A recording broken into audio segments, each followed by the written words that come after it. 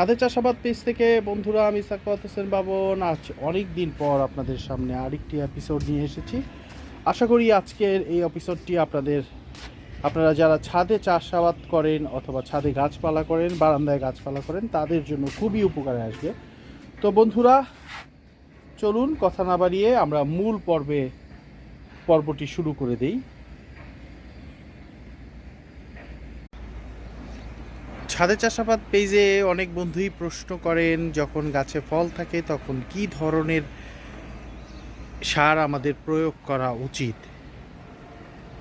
তো বন্ধুরা, দেখছেন আমাদের এই গাছটাকে,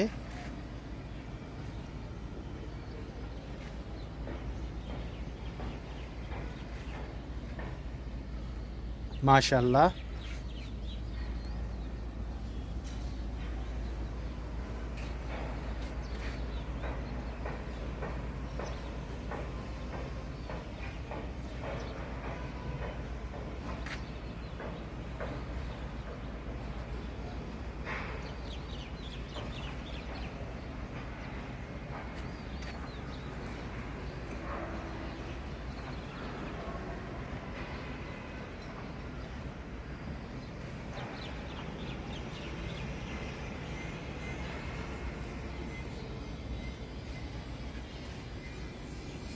আমি শুধু বলবো আপনাদেরকে, যখন ছাদে আপনার গাছে ফল থাকে তখন কোনো ধরনের রাসায়নিক সার ব্যবহার করবেন না, একদম নয়, একদম নয়।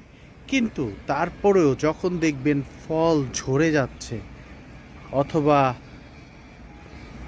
ফুল ঝরে যাচ্ছে, তখন কিন্তু আমাদেরকে একটুখানি রাসায়নিক সারের আশ্রয় নিতে হবে। তখন আমরা কি করব?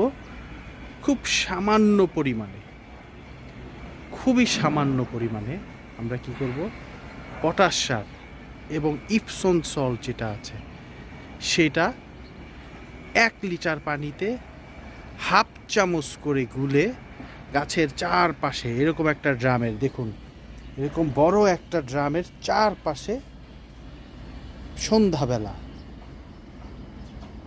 মাটিটাকে একটু খুঁচিয়ে নিয়ে, একটু এলোমেলো করে নিয়ে তারপরে সেটা দিয়ে দিব। বাস, আপনার গাছের 7 দিনের জন্য যথেষ্ট খাবার হয়ে গেল। এবং এরপর কি করবেন? আপনি জৈব সার যেটা দিচ্ছিলেন, লিকুইড সার যেটা দিচ্ছিলেন সেটা দিবেন এবং পানিটা ঠিক মতো পরিমাণ মতো রাখবেন। আবার 15 দিন পর ওই একই পদ্ধতিতে হাফ চামচ পটাশ সার এবং হাফ